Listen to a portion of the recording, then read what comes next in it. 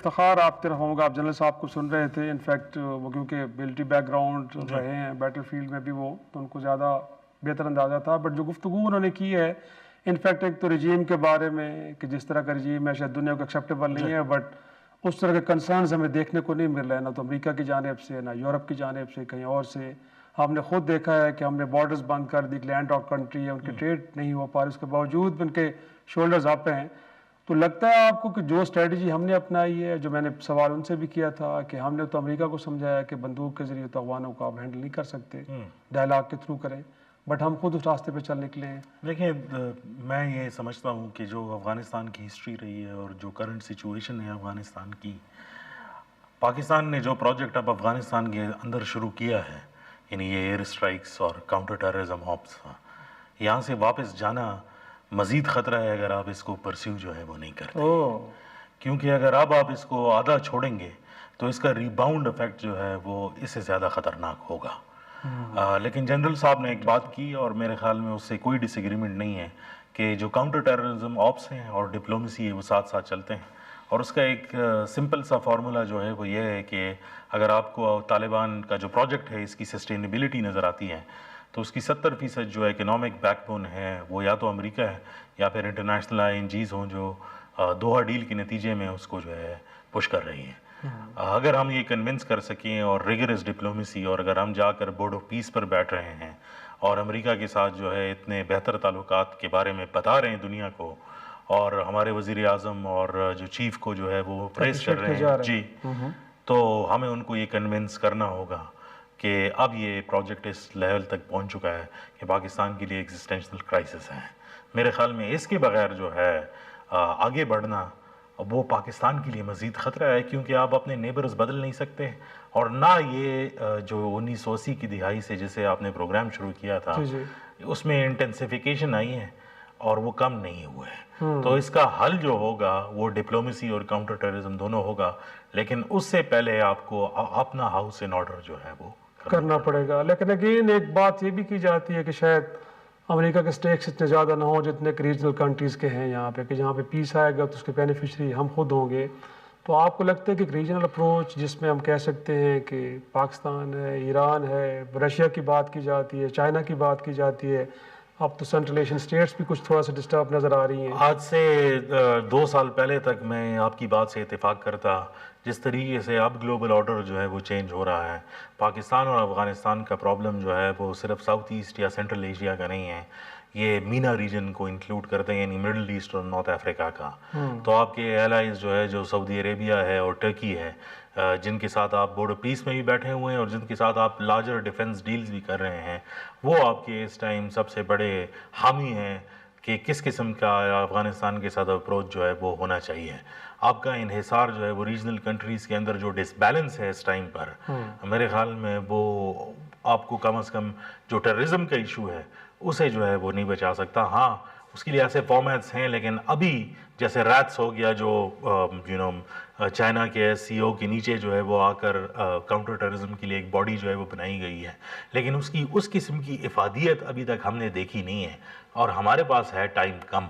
تو آپ کے پاس جو آن ٹیبل جتنے آپشنز ہیں، ایکسٹریم آپشنز تو آپ نے ایگزاسٹ کر دیے ہیں جی ایسے ہی ہے، لیکن اب جو ڈپلومیسی والا پارٹ ہے اس کو آگے پرسیو کرنا پڑے گا، اینڈ آبویسلی اس میں آپ کو گیو اینڈ ٹیک بھی کرنا پڑے گا.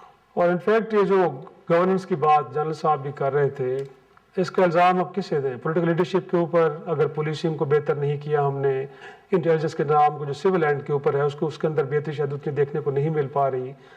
تو اس کے پیچھے مائنڈ سیٹ کیا ہے؟ گویا کہ ایسا ہے کہ اسٹیبلشمنٹ اس سارے معاملے میں آئسولیشن میں لے کے یا لیڈ لے کے کام کرنا چاہتی ہے، یا سیولین اینڈ کے اوپر اونرشپ ہی نہیں ہے، ان کا لگتا ہے کہ ہمارا ڈومین ہی نہیں ہے تو کیوں اپنا انپٹ ڈالیں؟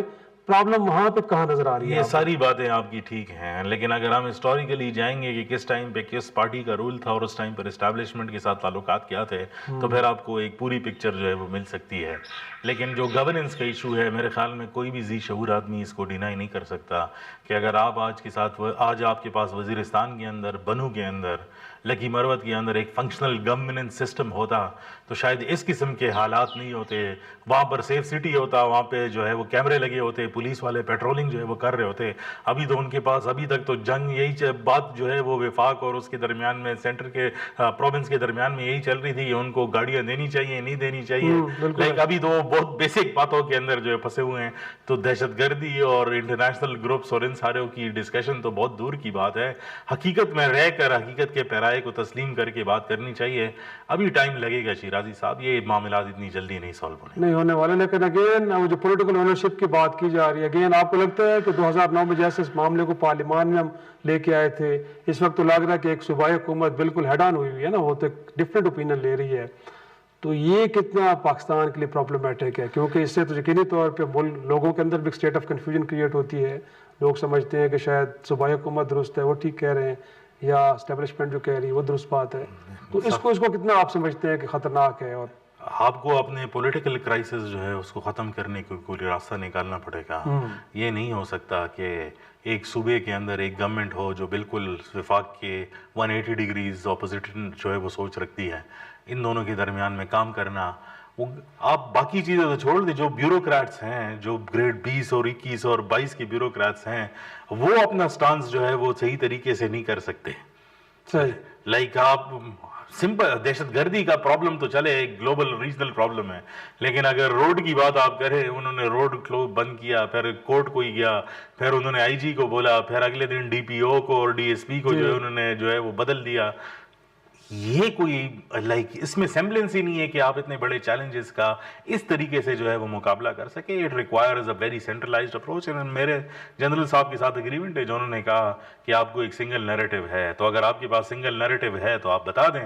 مجھے تو نہیں لگتا کہ اس ٹائم پر سنگل نیریٹو. وہ تو خیر نظر نہیں آ رہا, لیکن اگین جو تھوڑا سا ہم کہیں اور دیکھ رہے ہیں, پھر واشنگٹن کی طرف جو آپ بھی بات کر رہے ہیں, تو اس کی بھی تو ایک کاسٹ ہوگی نا. جب ہم امریکہ سے کہیں کہ اس مسئلے میں آ کے ہمیں ہیلپ آؤٹ کریں, ضروری ہے, تو اس کی کاسٹ تو ہے. پھر ہم بات کرتے ہیں کہ چائنا کرٹیلمنٹ, باقی ایشوز, تو کہاں ہمیں کمپرومائز کرنے پڑیں گے. آپ پچھلے دنوں بھی جب آپ کے ملک کے پرائم منسٹر کچھ انویسٹرز کے ساتھ گفتگو کر رہے ہیں, تو کہہ رہے ہیں کہ جب وہ جاتے ہیں دنیا میں لوگوں سے پیسے مانگتے ہیں تو اس کے اگینسٹ ہمیں کچھ کمپرومائزز بھی کرنے پڑتے ہیں. 100%. کون سی پالیسی اس ملک میں یا اس دنیا میں ایسی بنی ہے جس میں آپ کو کمپرومائز نہیں کرنا پڑے؟ لیکن وہ کاسٹ بہت بڑی نہیں ہوگی آپ کے خیال میں اگین پاکستان کی معیشت کے لیے, اس ملک کے عوام کے لیے؟ آئی تھنک کہ وہ آلریڈی جس کاسٹ کی آپ بات کر رہے ہیں اس طرف چیزیں جو ہے وہ چلنا جو ہے وہ شروع ہو گئی ہیں. ایسا بھی نہیں ہے کہ نہیں ہے, اور اس کی کاسٹ نظر بھی آ رہی ہے.